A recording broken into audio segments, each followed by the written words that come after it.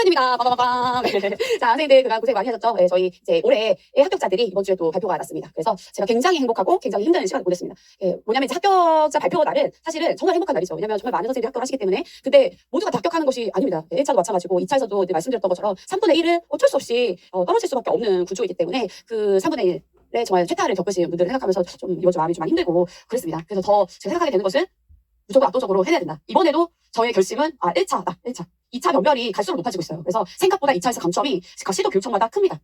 근데 선생님들이 자칫 잘못하면 2차에 무슨 큰 문제가 있나 이런 생각을 하시겠지만 거의 대부분의 경우에 열심히 준비를 해서 들어가기 때문에 2차에서 엄청 차이가 많이 날까 제가 잘 모르겠어요. 결국 와서 하시는 걸 이제 보거나 얘기를 들으면 결국은 스터디원들이 거의 비슷해져서 가고 어떨 때는 같은 과목이 있어도 거의 유사하게 하고 대답하고 온 것도 비슷해. 그러니까 다들 비슷하게 나올 줄 알지만 어땠는지 모르는 의문의 감점들이 사실 또 이루어진단 말이죠. 그러니까 이거는 결국은 우리 손에 떠난 일이에요. 그럼 마지막에 합격을 했을 때 합격선에 넘은 사람과 합격에서 0.1점이 안 돼서 떨어지는 사람들이 있어요. 실제로 제가 딱 마지막 등수의 사람과 그렇게 붙었다고 감사 인사 오신 분과 거기서 같은 지역 같은 과목에 0.1점 안 된 분을 뵀어요. 그러면 정말 이제 정말 한등 차인 거죠. 그러면 되게 큰 차이일까? 저는 그렇게 생각하지 않아요. 그러니까 결국 마지막에 가면 정말로 어쩔 수 없이 어느 한 0.1점, 정말 0.1점의 감점이 어딘가에서 차이가 나서 학불이 갈리는데 그것이 정말 대단한 차이는 사실은 아니거든요. 그러니까 재작년 같은 경우에는 경기에서 발표자가 났다가 다시 한번 재발표가 나서 또 거기서 학불이 바뀌었습니다. 그럼 그 사람들의 차이가 엄청난 차이일까? 그렇지 않아요. 어떤 과목은 한 300명 정도 뽑는데 이제 200등의 점수하고 컷의 점수가 몇 점 차이 나는지 아세요?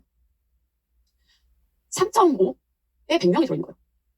무슨 말인지 아시겠어요? 생각보다 이 싸움은 생각보다 치열합니다. 근데 이거를 경쟁이다. 내가 남을 이겨야겠다. 이렇게 생각하는 거 가서는 사실 끝까지 살아남아 있을 수가 없어요. 그러면 진짜 죽을 것처럼 괴로워지거든요. 근데 기본적으로 이 시험에서 제가 보니까 승리하는 방법은 사실 1차에 있어요. 1차를 커플 한 12점 이상을 충분히 받아놓으셔야 그래야 한 의문의 마이너스 8, 9점을 당해도 생각보다 그 점수는 많이 깎여요. 그랬을 때 살아남을 수가 있습니다.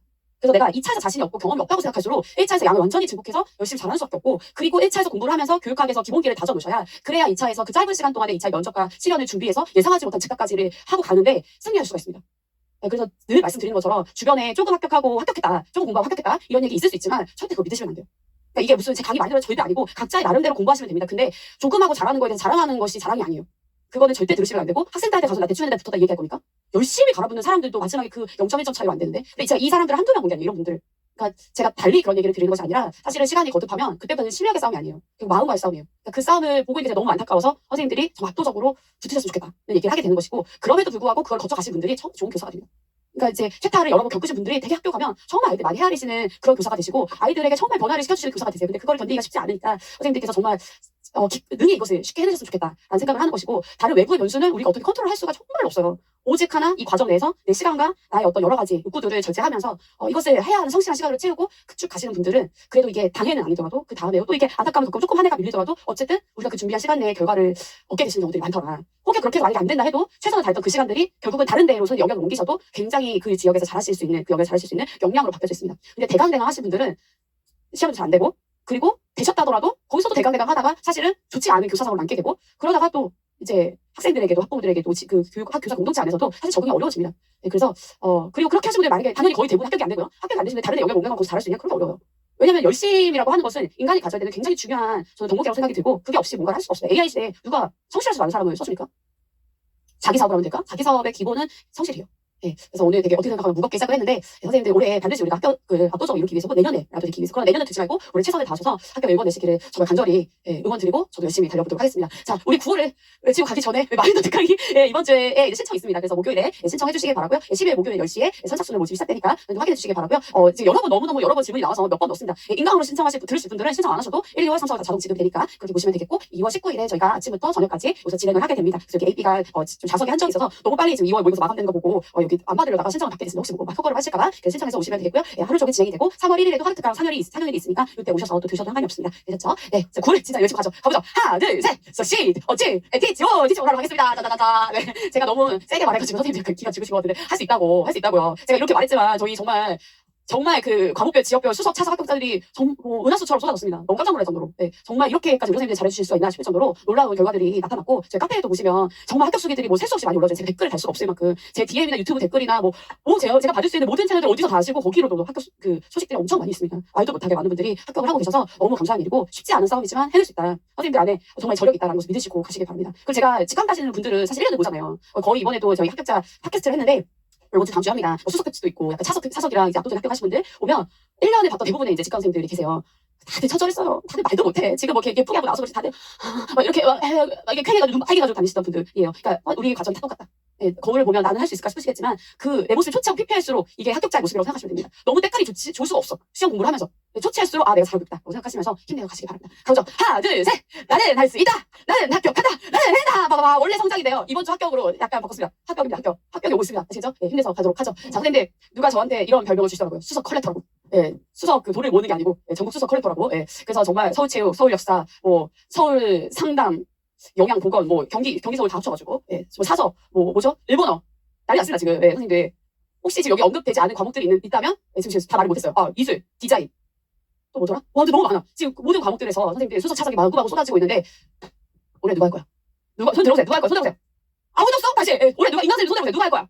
아니 다 들어가야지. 그 역사 가위바위보에서 나누든지 다 들어야지. 아무도 안 되면 누가 해? 지금 이어가야 될 거 아니에요, 선생님들. 제가 몇 년 전에 이런 얘기 들었어요. 제가 시작한 지 얼마 안 됐기 때문에 지금 제 역사상 서울교육학 역사상에 전국 과목별 수석 차석 맡을 땅들이 많다. 왜냐면 시작한 지 얼마 안 됐기 때문에.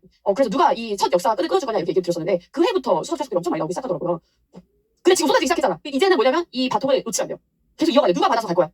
손 들어가 다시 누가 할 거야? 손 들어. 손 들어 다 들어 받을 때가 나갈 거야.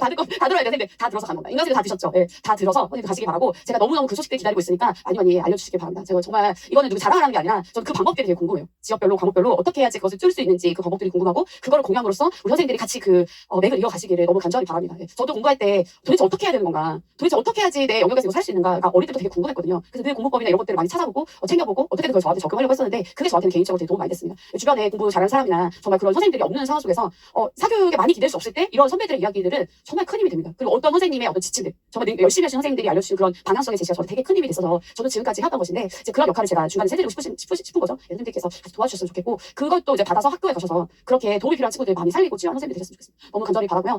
그래서 제가 이제 이번 주에 저희 몇 분의 수석 선생님들과 몇 분의 압도적인 합격을 하신 선생님들을 모셔서 그러니까 팟캐스트처럼 이야기를 좀 나눴어요. 도대체 어떻게 공부했냐, 어떤 공부 방법이 유효했냐. 사람들마다 사실은 다양한 방법들을 쓰시더라고요. 어떤 분은 집이 좋고 어떤 분은 스터디 카페가 좋고 어떤 분은 원래는 집이 좋은데 하반기에는 뭔가 소음과 빌런들을 익숙해주기 위해서 스터디 카페에 갔어. 원래는 집이 좋은데. 예, 그리고 그분은 뭐 화장실도 안 가고 계속 하다 보니까 마지막에 뭐 방광염에 무슨 염에 염염염 뭐 달고 하실 정도로 했지만 결국은 이제 초수로 수석을 해내신 거죠.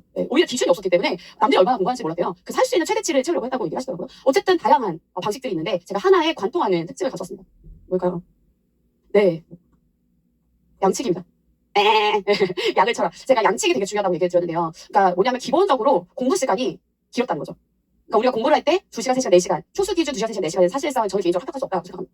너무 못된 말이죠. 네, 근데 초수든 재수든 N수든 다 떠나서 그의 합격을 이루신 분들은 기본적으로는 8시간 이상은 다 하셨어요. 기본적으로 8시간 이상은 다 하셨고 그 다음에 정말 수석하신 분들은 거의 13시간까지 채우셨다고 하더라고요. 그러니까 저는 거기까지는 선생님들에게 늘 계속해라라고 얘기는 좀 못하겠어요. 13시간 쉽지 않으실 수 있습니다. 그리고 제가 주에 몇 번 쉬냐라고 물어봤는데 몇 시간까지 쉬는 거를 하루에 쉬었다고 얘기하냐고 얘기하시더라고요. 그래서 쉬는 날 얼마나 쉬냐고 물어봤더니 일단은 6시간, 7시간 정도는 쉬고 온 줄 알았더니 공부하고 한 3시간 정도 쉬었다고 얘기하시더라고요. 그 3시간을 뭐 했냐고 했더니 잤대요. 평상시에 잠을 잘 못 자니까. 그러니까 그게 쉬는 거구나. 그러니까 거의 대부분의 분들이 약간 쉬는 것을 잠으로 삼으시고 그만큼 쉬는 날이 없을 정도 쉬우셨다고 얘기를 하더라고요. 근데 다만 이것도 모두에게 제가 될 거라고 생각하지 않습니다. 오히려 좀 하루 정도는 푹 쉬셔야 되시는 경우도 있고 하는 경우들이 있는데 기본적으로 보면 주 7일 중에 6일 정도는 풀리 꽉 채워서 공부를 하셨고 그 다음에 이제 하루 정도는 쉬셨는데 하루 쉬는 것도 완전히 통으로 다신 분들은 거의 없습니다. 거의 없었고 한 3시간 정도는 계획을 세우거나 공부를 하고 나머지 시간들을 이제 쉬시는 방식으로 만약에 이제 오랫동안 만나온 짝꿍이 있어가지고 데이트를 하셔야 되는 경우에는 그 시간을 내기 위해서 주중에 평상시보다 한두 시간씩 더 공부를 반드시 하셨더라고요. 그러니까 그냥 쉬는 게 없어. 그럼 제가 하루 중에는 어떻게 쉬냐고 물어봤더니 대부분의 선생님들이 그 뽀모도로 같은 방식으로 1시간 쉬고 10분 쉬고 했다는 분이 있었고 그리고 대부분 나중에 가시면 1시간 반까지는 한 텀에 하셨다. 그리고 이제 피이신 분들은 시간 재는 거 싫어하시잖아요. 그러니까 일단 하는 만큼 했다가 쉬었다가 하는 만큼 했다가 쉬었다가 했는데 대신 쉬는 시간을 10분에서 15분 내로 줄였다. 이렇게 얘기를 하시더라고요. 그리고 또 대부분의 압도적 합격을 하신 분들이 쉴 때 뭐 했냐고 물어봤더니 뭐 했을 것 같아요? 잤대요. 자거나 나갔다 오는 거 화장실을 갔다. 화장실 쉬는 시간 안 쓰는 거 아니에요? 근데 화장실을 쉬는 시간을 쳐가지고 했다. 이 얘기를 하시더라고요. 그러니까 제가 지금 얘기 드리고 싶은 것은 표준을 얘기 드리고 싶어요. 그러니까 주변에 합격자들이 별로 없거나 아니면은 공부를 처음 하시는 분들이나 하는 분들은 어디까지 할 수 있는지 우리가 알기가 어렵잖아요. 이 정도를 기본적으로 표준으로 잡으십시오. 그리고 제가 커플 시비를 되게 강조하잖아요. 다 놀랍게도 커플 시비 선생님들이 전후에 왔다 갔다 하고 있어요. 그러니까 표준을 거기에 잡아준 거에 대해서 되게 고맙다고 얘기를 하시더라고요. 그러니까 컷이 표준이 아닙니다. 그리고 이 기준에서의 커플 시비는 전국에서 제일 높은 내 과목 점수의 지역을 기준으로 하셔야 돼요. 지역마다 편차가 늘 바뀌어서 우리가 보통 서울이 제일 높을 거라 생각하시면 서울이 늘 제일 높잖아요. 어떤 때는 경기가 높고 어떤 때는 갑자기 인천이 높고 어떤 때는 세종이나 부산이나 울산이나 대전 이런 데가 높아요.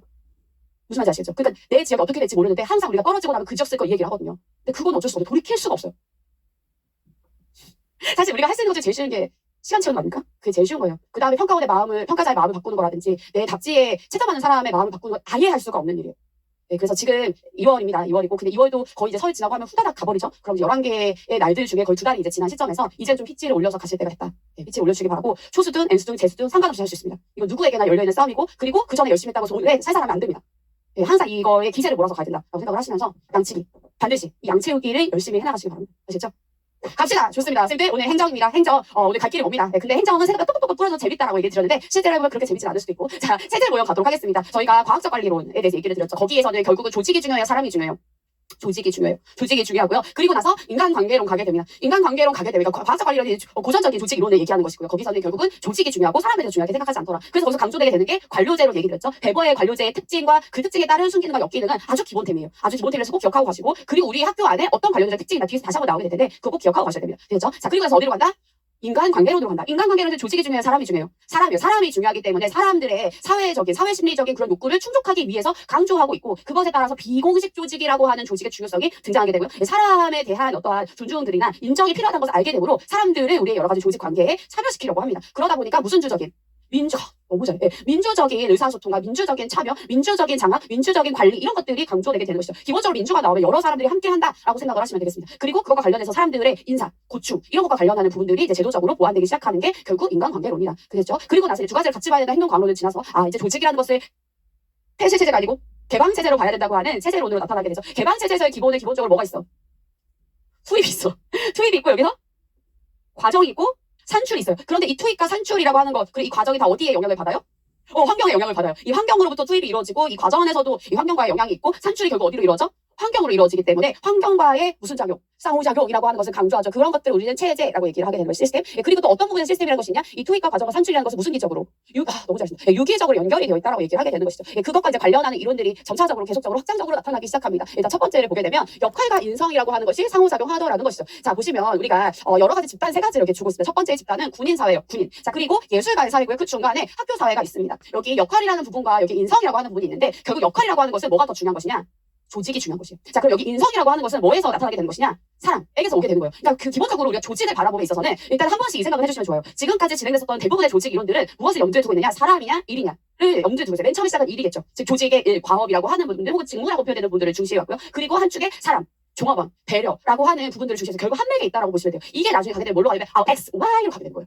아시겠죠? 이 느낌을 잡아가시면 돼요. 그럼 이 안에서 결국은 이 사람들이 여기서 궁금한 건 그거야. 행동을 함에 있어서 뭐를 중요하게 여기면서 행동해야 되냐? 그게 무슨 말이냐면 선생님들이 혼자 있을 때 행동과 밖에 나와서 하는 행동이 같아요, 달라요? 다르죠. 예를 들어 집에서는 뭐 대충 뭐 이렇게 하고 막 그렇게 먹더라도 밖에 나가면 우아하게 먹는 거 뭐 이렇게 할 수 있잖아요. 그리고 내가 원래 한 개인으로 있을 때랑 교사로 학교에 갔을 때 교생 갈 때 옷이랑 내가 평상시에 입는 옷이랑 같아요, 달라요? 좀 다르죠. 무슨 말이냐면 내가 아무리 핫팬츠에 끝나시를 좋아해도 학교에 그렇게 입고 가지는 잘 않아요. 그렇죠? 내가 아무리 타투를 좋아해도 학교에 가거나 할 때는 가리게 되죠. 무슨 말인지 알겠어요? 그게 왜 그럴까? 그런 것을 우리는 사회적 행동이라고 얘기해요. 그러니까 이런 조직 안에서 내가 보여지는 행동이 있다는 거죠. 그것이 때로는 자기가 원하는 방식대로 가도 되고 때로는 조직이 원하는 방식대로 가도 돼요. 그러니까 우리가 뭔가 정상을 갖추어 있는다라고 하는 거는 내가 원하는 방식이에요. 조직이 원하는 방식이에요. 조직에게 보다 충실한 방식이죠. 근데 내가 원하는 대로 있는다는 것은 조직보다는 나에게 충실한 방식이에요. 어떤 행동을 하거나 어떤 말을 하거나 행동을 할 때 뭐를 더 중요하게 생각하느냐를 얘기한 거예요. 그럼 이제 그 사회적 행동이 무엇을 중심적으로 나타나게 되느냐를 보고 있는 것이 체제의 모형입니다. 뭐를 보고 있다? 사회적 행동. 사회를 고려해서 하는 사회 속에서 한 개인이 하는 행동이 뭐를 고려해서 나타내를 관심 있게 보고 있는 이론입니다. 그럼 여기 안에서 보세요. 군인은 한 개인의 특성에 따라서 행동하는 게 좋을까요? 아니면 이 조직이 부여하는 역할에 따라서 행동하는 게 좋을까요? 반드시 조직이 부여하는 것에 따라서 해야 돼요. 이쪽으로 행군 이랬는데 나 저쪽 가고 싶은데 가게 되면 굉장히 큰 문제가 생겨요. 야, 자식아! 뭐 이렇게 할 수도 있고 아무튼 뭐 뭔가에 이제 고통을 당하게 됩니다. 그래서 우리는 반드시 역할에 따라서 가야 된다는 것이죠. 조직이 중시되는 사회, 개인은 여기서 중요하지 않아요. 군인 사회입니다. 자, 그런데 이만큼 역할이 크다는 것이고요. 예술가 사회는 예술가가 반드시 따라야 되는 표본이 있냐?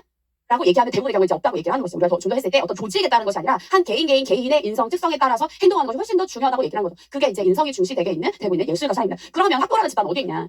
이 중간 어둠의 쯤에 있다는 거예요. 조직이 중요하기도 하지만 한 교사로서의 개인과 전문성이 중요하고 또 교사로서의 개인적인 전문성이 중요하고 특성이 중요하기도 하지만 조직을 고려하지 않을 수 없는 그 중간 지점에 있다. 근데 위기 상황이야. 위기 상황이면 이쪽으로 갈까요? 이쪽으로 갈까요? 그쵸? 군인 사회 쪽으로 가고요. 뭔가 안정기에 들어서게 되면은 조금 더 예술가 사회에 가깝게 된다를 얘기하고 있는 이론입니다. 자, 인간의 행위라고 하는 것은 뭐다? 인성과 환경의 함수 관계에 있다. 결국 인성이라고 하는 건 사람에 대한 얘기고요. 이 환경이라고 하는 건 뭐에 대한 얘기예요?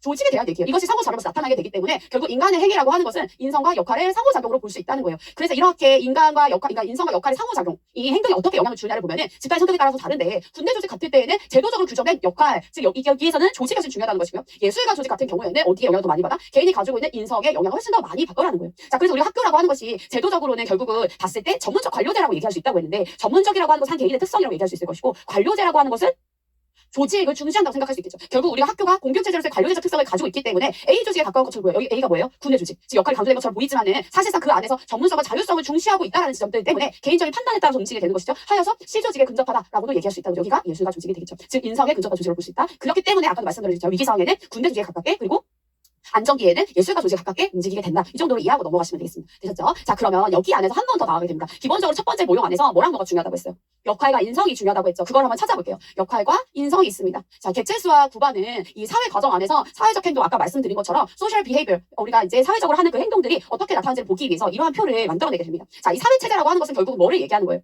이게 바로 환경이에요. 환경. 전체적인 환경 안에서 투입이 이루어진다는 것이죠. 투입이 이루어져. 그럼 이제 기관이 있고 조직, 개인이 있는데요. 기관이라고 하는 건 결국 뭐라고 볼 수 있어요?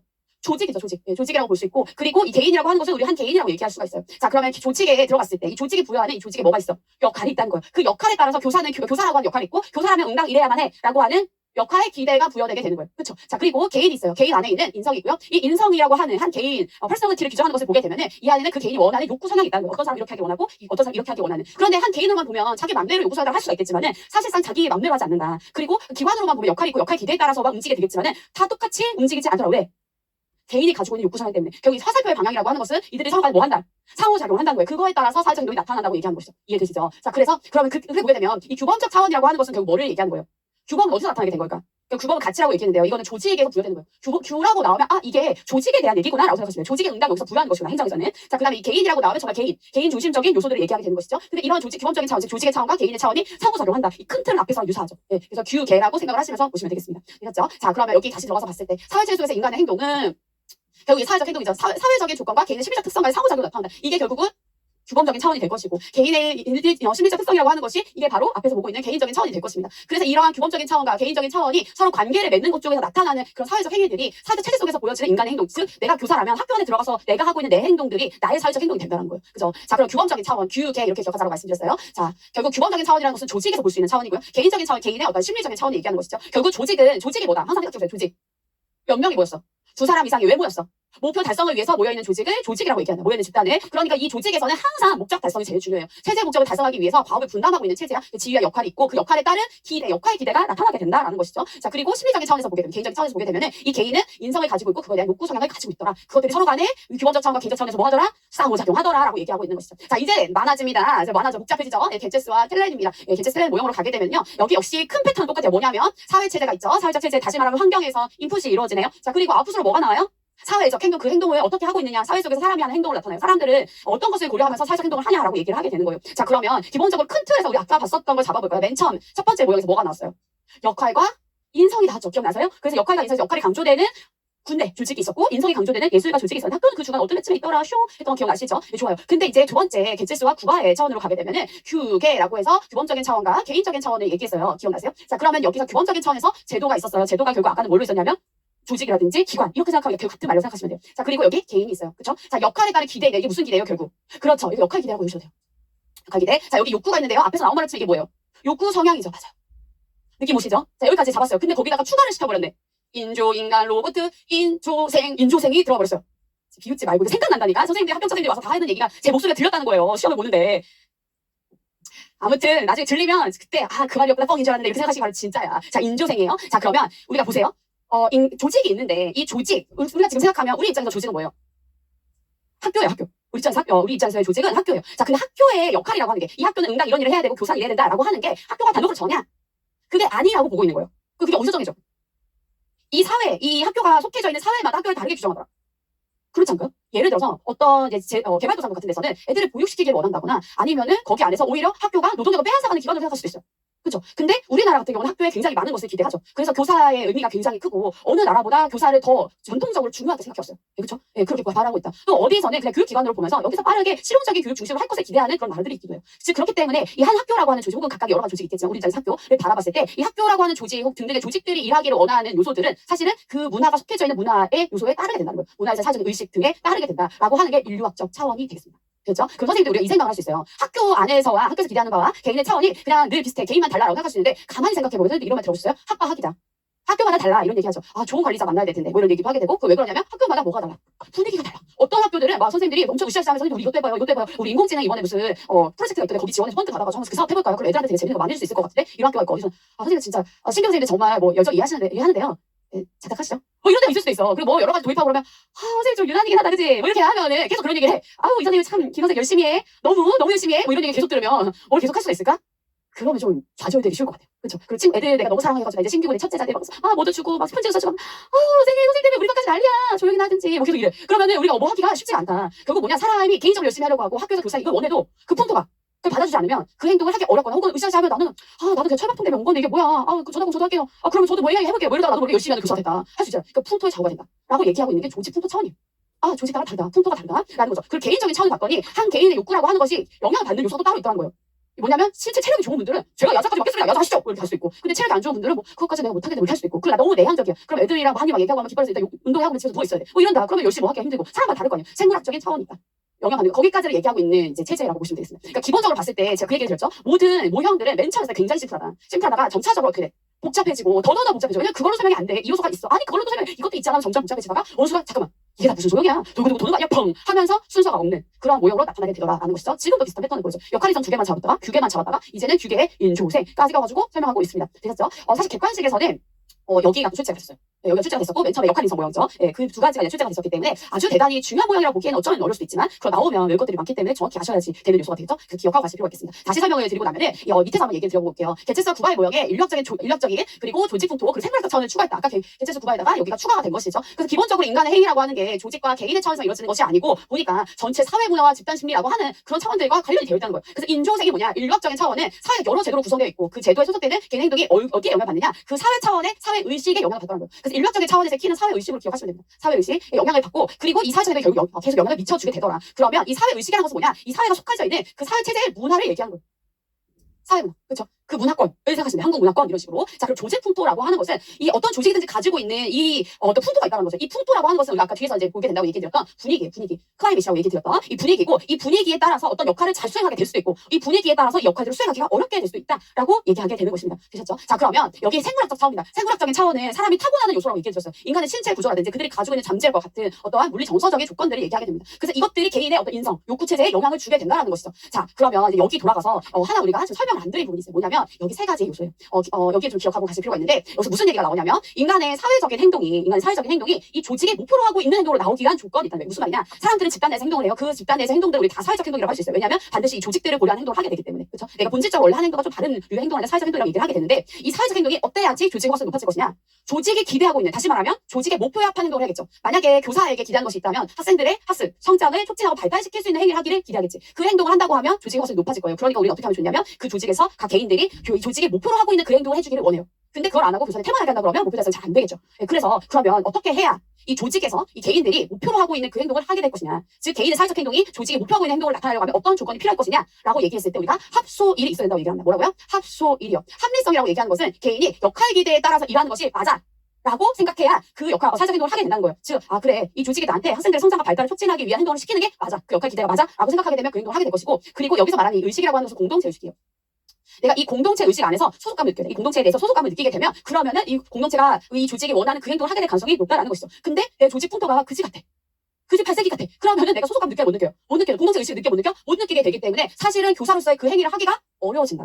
라게 되는 것이죠. 내가 아무리 열심히 하고 있어도 사람들이 그걸 안 하게 하는 그런 풍토 안에 있으면 그 행동하기가 어렵지. 나는 그 소속감 못 느끼기 때문에. 그 다음에 일체감. 나의 욕구 성향과 이 목표로 하고 있는 그 행위가 맞아 떨어져야 돼. 그러니까 말하자면은 나도 학생 누군가를 도와주고 섬기는 일을 좋아하는 사람이야. 그러면은 내 욕구 성향과 이 목표로 하고 있는 행동이 잘 맞죠. 다른 애들을 성장하고 촉진시키게 하니까 그러면 그 일을 열심히 하게 되는데 만약에 내 욕구 성향은 그냥 나만 원하고 내가 다른 사람을 관여해도 되게 싫어하는 사람이라면 이게 안 맞기 때문에 사실은 이 사회가 기대하는 그런 목표들, 이 조직이 기대하는 목표된 행동들을 하기가 어려워진다고 얘기를 하는 거예요. 근데 이 세 가지가 잘 맞아 떨어지면 이 조직이 목표로 하고 있는 그 행위를 하기가 좋다. 라고 얘기할 수가 있겠죠. 이해되세요? 이게 약간 복잡해 보이지만 뜯어서 보면 사실 별로 어려운 것이 없습니다. 그럼 다시 한번 들어가서 볼게요. 자, 보세요. 개체서 텔렌의 모형은 규계에다가 인조생이 합쳐져 있어요. 기본적으로 규라고 하는 차원을 보게 되면 앞에 거랑 크게 다를 게 없죠.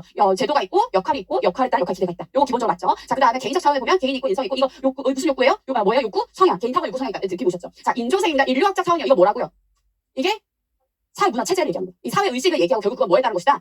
문화에 따른 것이다. 이거 사회의 문화에 따른 것이다 라고 얘기를 했습니다. 이 사회의식은 문화에 따른 거예요. 자, 그래서 문화, 사회의식을 키로 기억하시면 된다고 했는데, 사회의식에 따라서 이에 따른 관습이 있고, 이 관습에 따라서 가치가 부여되고 있다는 거예요. 그것이 결국은 교사에게 대한 역할 기대로 나타나게 되겠죠. 관습적으로 교사에게 따른 역할들이 주어지게 된다라고 얘기를 하게 되는 거예요. 아, 그렇구나. 이렇게 보시면 되고요. 여기서 기억하시고 사회의식입니다. 자, 조직 풍토 차원에서는 결국은 제도 내에 있는, 학교라고 하는 조직 내에 있는 뭘 보는 거야? 교사 집단을 보게 된다는 거예요. 집단 내에 뭐가 있다? 풍토가 있다는 것이고, 이 풍토 안에 있는 뭐가? 공동체 의식이 중요하다는 거예요. 이 풍토 내에서 공동체 의식에 내가 소속감을 느끼면 학교에서 목표로 하고 있는 행동을 하겠지만 그걸 하기가 어렵네 라고 이해하시면 되겠어요. 되셨죠? 자, 그럼 생물학적 차원이야. 내 개인의 인간 몸뚱이가 있다는 거예요. 그게 바로 유기체예요. 그 몸뚱이에 신체적인 구조가 있고 이 신체적인 구조에 따른 잠재력이 다를 수 있다는 거예요. 이 잠재력들이 욕구성에도 영향을 끼치고 개인이 가지고 있는 신체적인 구조가 인성에도 영향을 끼쳐 라고 이 이론을 얘기하고 있는 거예요. 되셨죠? 그럼 이제 잘 기억하실 거는 일단은 기본적으로 규계에 인조생이 있다는 것이고 여기에 역할과 인성이 있고 여기 역할기대 공동체의식 욕구 성향이 있다는 것을 좀 잘 기억하고 가시면 좋습니다. 그리고 이게 합소일이다. 되셨죠? 네, 요 끝을 잘 기억하고 가시면 되겠습니다. 자, 들어가서 보면 아까 말씀드린 개인의 행위, 개인이 하는 사회적 행위가 목표로 나타나기 위한, 다시 말하면 이 조직이 목표하고 있는 아까 말씀드린 교사라면 학생의 성장과 발달을 촉진하기 위한 그런 행동들로 나타나기 위한 조건이 있더라. 그게 뭐라고?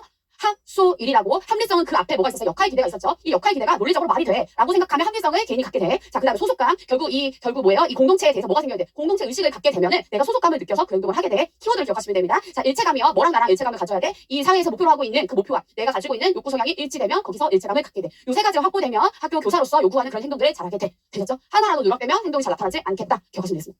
좋습니다. 자, 그래서 요 내용도 우리가 지금 말씀을 드렸고요. 드디어 이제 팡 터진 모형으로 가게 됩니다. 이 모형은 우리가 호이아 미스켈이라는 학자가 얘기하는 모형이에요. 자, 여기 이제 사실상 지금까지의 모형들은 어떤 느낌이냐면요. 학교에 대한 모형은 아니죠.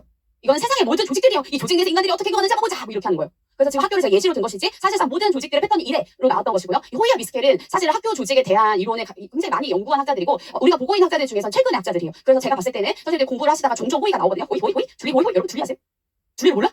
아, 몰라? 초록색 줄리를 몰라요? 비가 타고 내려온 아기 공룡 줄리? 아, 모르시는 분들 진짜 너무 실망해요. 아무튼 간에 이제 우리 줄리를 좀 아셔야 되는데 마음이 정화가 됩니다. 호이를 하거든요. 호이가 나오면 잘 지켜보시죠. 혹시나 나올 수 있는. 왜냐면 다 우리가 조직, 이 행정 이론들이 다 전체 세상의 모든 조직들이요. 에서 시작한다고 말씀드렸잖아요. 근데 호이는 대표적으로 학교 조직을 연구한 학자예요. 서주반이라는 학자도 이제 그런데 서주반이나 호이 학자들은 나오면 좀 눈여겨보시면 좋습니다. 그래서 이것도 이제 최근의 이론입니다. 호이와 미스켈이 이제 학교 조직을 분석해요. 여러 과거의 사회체제 이론들 지금 앞에 봤었던 이런 것들을 발전시켜가지고 잠깐 학교 조직은 좀 다르게 봐야 되지 않아? 비슷하긴 하지만 라고 하면서 우리 학교 조직의 네 가지 체제를 얘기합니다. 그게 뭐냐면 구계문정이에요. 구계문정. 하나는 구조체제입니다. 우리가 학교 조직의 목표 달성을 위해서 만들어져 있는 사실 공식적인 관료적인 기대 이게 뭐랑 비슷해요? 사실 구조체제 지금 앞에서 어떤 뭐랑 비슷해? 약간 규범적 차원이랑 유사하지 않아요? 예, 규계의 규와 비슷하다. 그 다음에 개인체제라고 얘기합니다. 구성원이 가지고 있는 욕구, 목적, 신념, 역할에 대한 어떤 인적 이해, 역할 기대 같은 거죠. 역할 기대에 대한 나의 인식 같은 거죠. 그러니까 이게 뭐랑 비슷하냐면 개인적인 차원이랑 비슷한 거죠. 그러니까 규계랑 비슷한 게 결국 구조와 개인체제라고 생각하시면 됩니다. 비슷하게 보이죠? 자, 그다음 문화체제를 얘기합니다. 관리자와 교사를 비롯해서 교직원이 함께 가지고 일에 대해서 공유하고 있는 어떠한 지향점을 문화라고 얘기한 거예요. 약간 일에 대해서 공유하고 있는 신념체제, 지향점이라고 얘기한다면 이거 뭐라고 얘기하냐? 문화체제. 이거는 개인이 가지고 있는 것이라면 이 문화체제는 여러 구성원들이 함께 가지고 있는 거예요. 지금 본 거는 약간 이제 용어는 다르지만 앞에 본 거랑 뭐랑 비슷해요?